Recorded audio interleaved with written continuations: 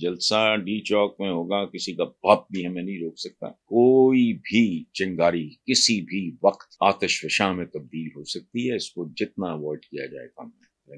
باقی جو آخری بات ہے علی امین گنڈا پور نے اور اپنا کہا ہے سوابی میں کہ جلسہ ڈی چوک میں ہوگا، کسی کا باپ بھی ہمیں نہیں روک سکتا. بہرحال وہ خون گرمانے کے لیے بات کرنا ٹھیک ہے، لیکن باپ شام بات اس طرح کی نہ کریں. ایک ذمہ دار پوزیشن میں اپنے مزاج پہ قابو رکھتے ہوئے، مزاج ہوتا ہے اپنا اپنا، کچھ لوگ ایگریسو ہوتے ہیں، کچھ بڑے ڈوسائل ہوتے ہیں، کچھ بڑے سافٹ ہوتے ہیں.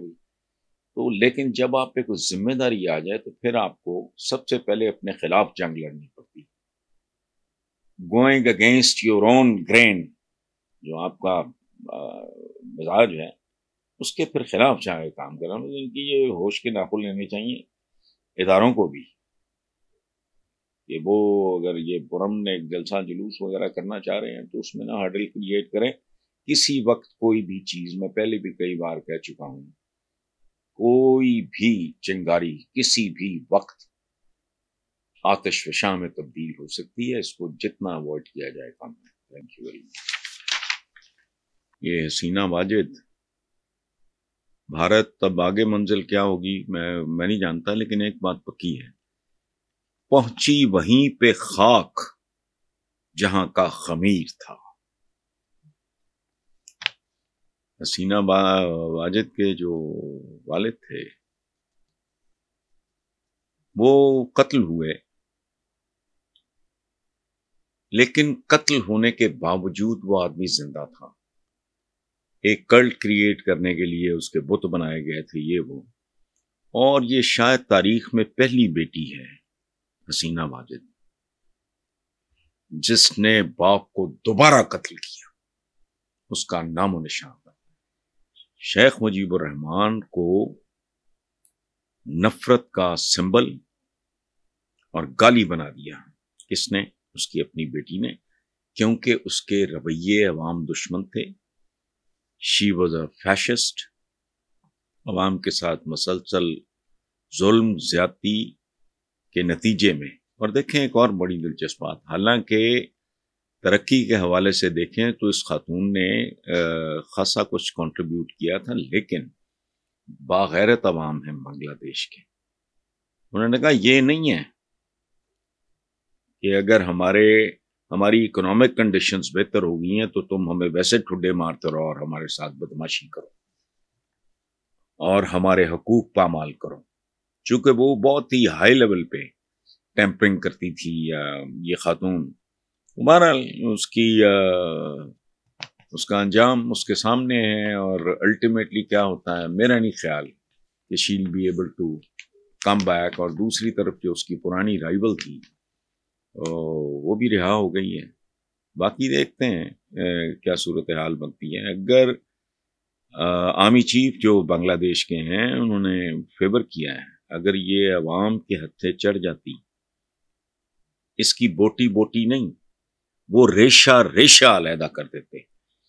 اور یہ عجیب بات ہے کہ اتنی دیر اقتدار میں رہنے کے باوجود اس خاتون کی ٹوٹل کمائی کیا تھی؟ عوام کی نفرت. لیکن عوام بہرحال بنگالیز اور طرح کے لوگ ہیں، انہوں نے ایک حد تک برداشت کیا، اس کے بعد اس کو عبرت کا نشان بنا دیا. بہرحال وہاں نئے انتخابات کی، اور اس وقت جن کو نوبل پرائز ملا تھا، یونس میرا خیال ان کا نام ہے، بہت رسپیکٹیبل شخصیت، انہوں نے ایکسیپٹ کر لیا ہے وقتی طور پہ ٹیک اوور. اس کا نام و نشان تھا. شیخ مجیب الرحمان کو نفرت کا سمبل اور گالی بنا دیا. کس نے؟ اس کی اپنی بیٹی نے، کیونکہ اس کے رویے عوام دشمن تھے. She was a fascist. عوام کے ساتھ مسلسل ظلم زیادتی کے نتیجے میں. اور دیکھیں ایک اور بڑی دلچسپ بات، حالانکہ ترقی کے حوالے سے دیکھیں تو اس خاتون نے خاصا کچھ کنٹریبیوٹ کیا تھا، لیکن باغیرت عوام ہیں بنگلہ دیش کے. انہوں نے کہا یہ نہیں ہے کہ اگر ہماری اکنامک کنڈیشنز بہتر ہو گئی ہیں تو تم ہمیں ویسے ٹھڈے مارتے رہو اور ہمارے ساتھ بدماشی کرو اور ہمارے حقوق پامال کرو. چونکہ وہ بہت ہی ہائی لیول پہ ٹیمپرنگ کرتی تھی یہ خاتون. بہرحال اس کا انجام اس کے سامنے ہے، اور الٹیمیٹلی کیا ہوتا ہے میرا نہیں خیال کہ shall be able to come back. اور دوسری طرف جو اس کی پرانی رائیول تھی وہ بھی رہا ہو گئی ہے.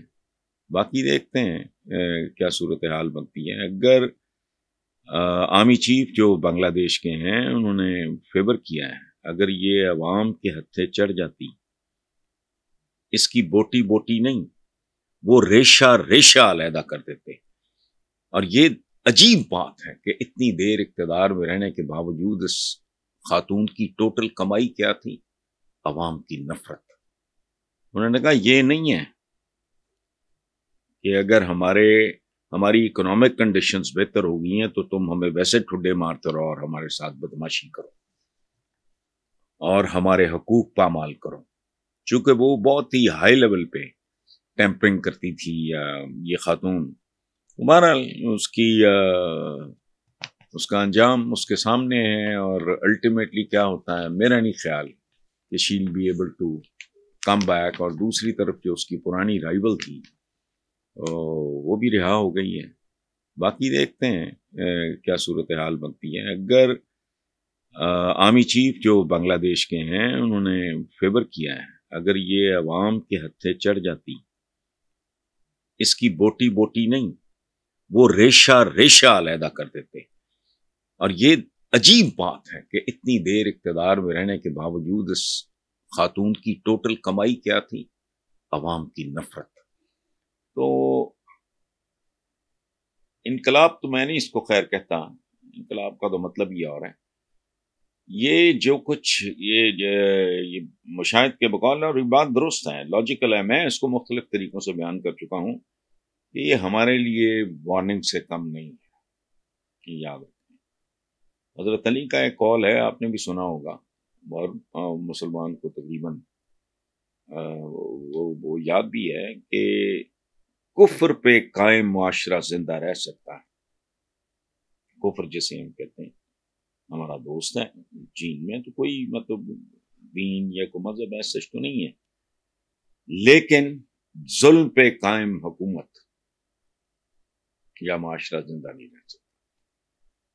بہرحال یہ میں اس کو انقلاب تو نہیں کہتا. انقلاب تو بالکل ہی، میرا خیال ہے کہ انسانی تاریخ میں بڑا یہ ہمارے ایران میں آیا تھا خمینی صاحب کا، فرینچ ریولوشن ہے، وہ رشین ریولوشن ہے، اور بڑے ریولوشنز ہیں اس طرح کے.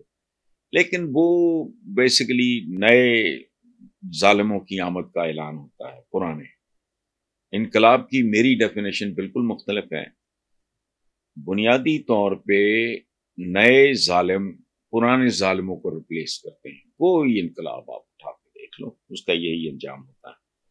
تو بہرحال بھوک ایک ایسی چیز ہے جو ہمارے آقا نے پناہ مانگی کہ یہ انسان کو افلاس جو ہے وہ شرک تک لے جاتا ہے، کفر تک لے جاتا ہے. تو پاکستان کے جو حالات ہیں اور جس طرف جا رہے ہیں، وہ اللہ نہ کرے کہ یہاں کے حکمرانوں کو شاید ہیلی کاپٹر تک پہنچنا بھی نصیب نہ ہو.